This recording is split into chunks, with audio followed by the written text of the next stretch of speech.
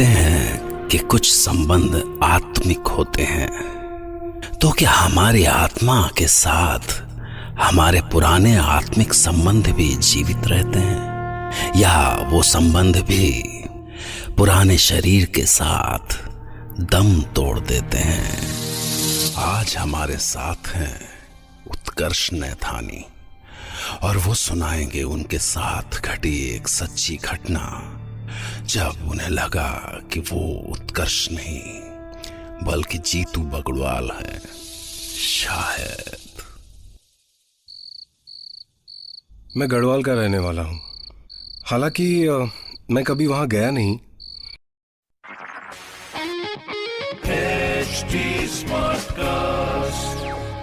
आप सुन रहे हैं HD स्मार्टकास्ट और ये है फीवर FM प्रोडक्शन।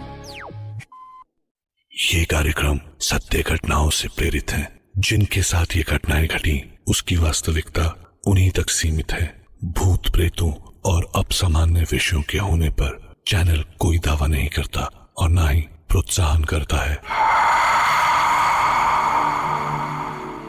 कहते हैं कि कुछ संबंध आत्मिक होते हैं, तो क्या हमारी आत्मा के साथ हमारे पुराने आत्मिक संबंध भी जीवित रहते हैं, या वो संबंध भी पुराने शरीर के साथ दम तोड़ देते हैं?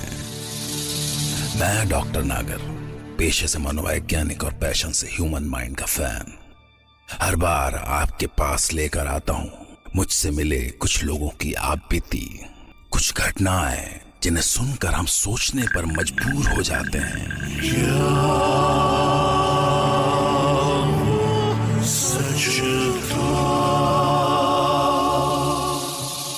आज हमारे साथ हैं उत्कर्ष नैथानी, और वो सुनाएंगे उनके साथ घटी एक सच्ची घटना, जब उन्हें लगा कि वो उत्कर्ष नहीं बल्कि जीतू बगड़वाल है। शायद मैं गढ़वाल का रहने वाला हूँ, हालांकि मैं कभी वहां गया नहीं। मैं तो वहां की बोली भी नहीं जानता। फिर भी एक दिन मेरी माँ ने मुझसे कहा कि मैं पिछली कुछ रातों से सपनों में गढ़वाली में बड़बड़ाता हूँ। पर इससे भी अमेजिंग तो यह था कि मैं सपने में जीतू बगड़वाल होता हूँ और अपनी सदियों पुरानी प्रेमिका भरना से बातें करता हूँ। आई वॉज शॉक्ड, और इन सपनों से परेशान होकर मैंने खुद उत्तराखंड जाकर इस जीतू बगड़वाल और उसके सपनों की सच्चाई पता लगाने का फैसला किया। और वहां जाकर पता चला ये जीतू बगड़वाल एग्जिस्ट्स। वो 17वीं सेंचुरी का एक जमींदार हुआ करता था। गांव वाले आज भी किसी देवता की तरह रिचुअल करके उसकी आत्मा को बुलाते हैं। ये जीतू ते सोबनु होला गरीबा का बेटा, जीतू ते सोबनु होला गरीबा का बेटा, माता ते सुमेरा छई छुट्टी बोले सोबनी। योद्धा तो बेजोड़ था जीतू। रूप और बांसुरी बजाने की कला तो उसके पास ऐसी कि पहाड़ की हर लड़की उसकी दीवानी थी। पर जीतू सिर्फ भरना का था। एक बार रोपाई का मौसम आया और रोपाई की तिथि निकालने पंडित जी आए। पाए लागो पंडित जी, आइए आसन ग्रहण करें। पंडित जी, हमें बगूड़ी के थोकदारी खेत की रोपाई की बड़ी चिंता हो रही है, कोई तिथि देख के बताइए। थोकदानी जी, रुपाई की तिथि है 9 गते आषाढ़ और तिथि कन्या राशि से जुड़ी है। इसीलिए ये शुभ काम कन्या राशि में जन्मी आपकी बेटी शोभनी के हाथ से ही करना होगा। पर पंडित जी, शोभनी तो इतनी दूर कठुर गांव में भी आई है। हाँ, और फिर रास्ते में खेंट पर्वत की आछरिया भी तो इसी मौसम में जगती हैं। वो उड़ सकती हैं, जहाँ चाहे प्रकट हो सकती हैं, जिसके चाहे प्राण ले सकती हैं। वो परियों जैसी सुंदर भली हो, पर पिशाचों जैसी बेरहम होती हैं। ठीक है, मैं जाऊंगा बहन को लेने। ये काम किसी को तो करना ही होगा ना माँ। और जीतू अपने दोस्त मोलू को साथ लेकर कथुड़ गांव की यात्रा पर निकल पड़ा।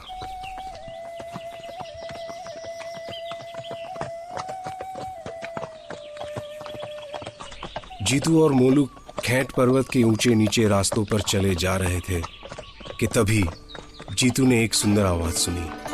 खेचाली माजी बेरियों की दानी, आँखों माँ चूंद आंसू को पानी, राते की जून जब धार आंधी। मोलू, तूने सुना? भरना की आवाज। दोस्त, भरना मुझे बुला रही है। दोस्त जीतू, हमने कहा था हम रास्ते में भरना की बात नहीं करेंगे। क्या करूं मोलू, जब तक ये सांस है मैं भरना को भूल नहीं सकता। मोलू, शोभनी को लेने तू चला जा, मैं भरना से मिलकर आऊंगा। पर जीतू सुन तो। उधर मोलू शोभनी की ससुराल के लिए निकला और इधर जीतू घोड़े से उतरकर बांसुरी बजाने लगा। वो चाहता था कि बांसुरी की आवाज सुनकर भरना जान जाए कि उसका जीतू आ गया है, पर बांसुरी की आवाज सुनकर आचरिया जाग गई। Achariya are kind of evil fairies जो दिखती बेहद खूबसूरत है but are with evil powers.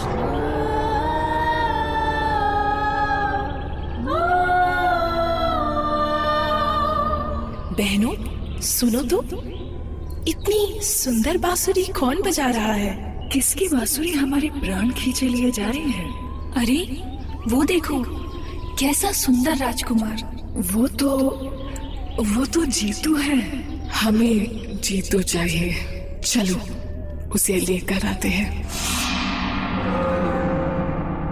Jitu? हाँ? ए जीतू, तुझ पर हमारा दिल आ गया है, तुझे हमारे साथ चलना होगा। जीतू 100 लड़ाकों से लड़ सकता था, पर वो जानता था कि इन आचरियों से तो दुनिया की कोई ताकत नहीं जीत सकती। इसलिए उसने उनके सामने हाथ जोड़ के विनती की। हे आचार्यों, मैं हाथ जोड़ता हूं तुम लोगों की, मुझे जाने दो। तू जान से भी जाएगा जीतू। खेचाली माजी बेरियों की दानी। सुनो, भरना मुझे बुला रही है, मुझे उसके पास जाने दो। मैं उससे नहीं मिला तो वो मर जाएगी। तुम्हारे कारण दो लोगों की जानें जाएंगी। मुझे जाने दो आचार्यों। तो ठीक है जीतू, तू जा और भरना से आखिरी बार मिल के आ, पर तुझे वचन देना होगा कि उसके बाद तू सदा के लिए हमारे साथ चलेगा। सोचता क्या है जीतू, वचन दे। ठीक है, मैं वचन देता हूं। मैं भरना से मिलने के बाद 9 गते आषाढ़ को रुपाई के लिए अपने खेत में पहुंचूंगा। मैं वहीं मिलूंगा तुम्हें, अपने सारे कुनबे के साथ।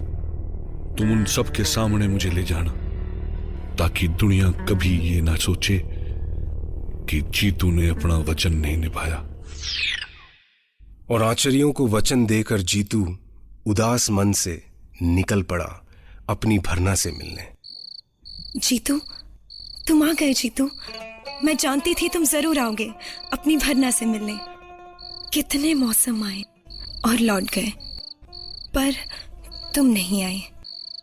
सारी दुनिया ने मुझे ताने दिए, फिर भी मैं जिंदा रही, क्योंकि मैं जानती थी तुम जरूर आओगे। जीतू, जीतू तुम चुप क्यों हो?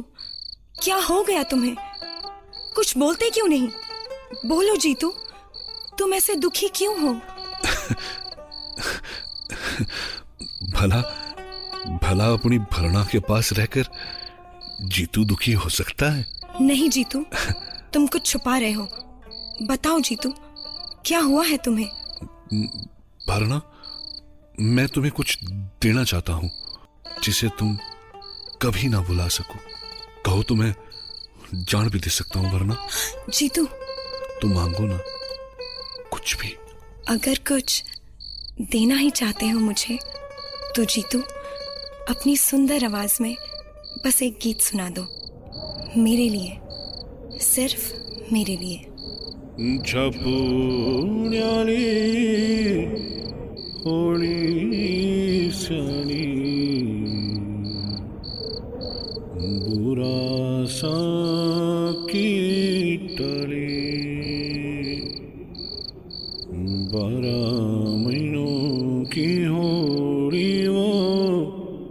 बारा वसुंधरा ऋतु बोड़ी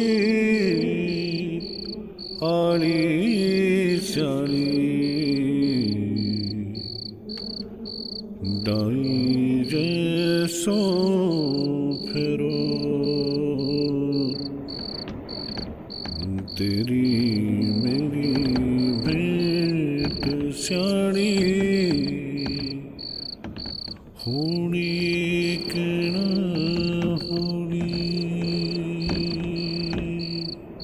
जीतू के इस गीत का मतलब था पहाड़ की वादियों में फिर से फूल खिलेंगे, फिर बहारें आएंगी, पर मेरी भरना तब मैं तुमसे दूर जा चुका हूंगा। और गाते गाते जीतू का गला रुंध गया और जीतू, जीतू, रुक जाओ जीतू, जीतू, मत जाओ, मत जाओ जीतू, रुक जाओ जीतू। भरना पुकारती रही पर जीतू नहीं रुका। वह दूर घाटी में चलता चला गया।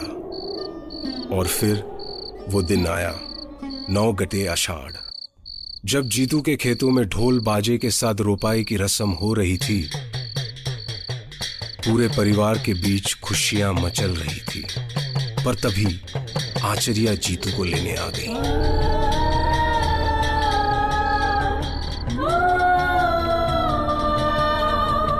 जीतू, ए जीतू, चल जीतू, देख हम आ गए। अब अपना वचन पूरा कर जीतू। बस 2 पल रुक जाओ, मैं चलूंगा, पर पहले मुझे अपनों से विदा लेने दो।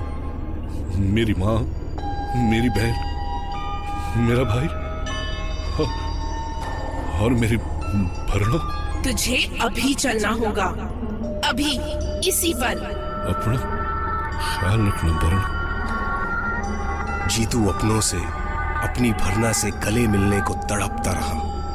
उसके अपने बिलखते रहे, पर आचार्यों ने उनकी एक नहीं सुनी और वो सब उसे खींचते हुए पाताल में ले गई। जीतू, जीतू, जीतू, मेरा जीतू, जीतू, भरना, जीतू, जीतू, जीतू, जीतू, जीतू। सवाल है कि क्या उत्कर्ष जीतू का पुनर्जन्म था, या मुमकिन है कि बचपन में उन्होंने अपनी मां से जीतू की ये कहानी सुनी हो और उनके सबकॉन्शियस माइंड ने एक कहानी को जन्म दिया जिसमें वो खुद जीतू का पुनर्जन्म थे। खैर, ये कहानी यहीं खत्म हो जाती तो इतना बुरा नहीं था, पर जब हमें ये स्टोरी रिकॉर्ड किए कुछ दिन हो चुके थे, तभी एक दिन अचानक उत्कर्ष की माँ का फोन आया। हेलो डॉक्टर नागर, डॉक्टर उत्कर्ष पता नहीं कहाँ चला गया। क्या? रात को अपने बिस्तर से अचानक गायब हो गया। I am really worried about him. वो यहीं कहीं होगा। नहीं, वो कह रहा था कि उसे कुछ रातों से सपनों में आचार्या दिखती है और कहती है कि जीतू तुझे हमारे साथ चलना होगा, ऐसा कुछ। डॉक्टर साहब, कहीं ऐसा तो नहीं कि? My God,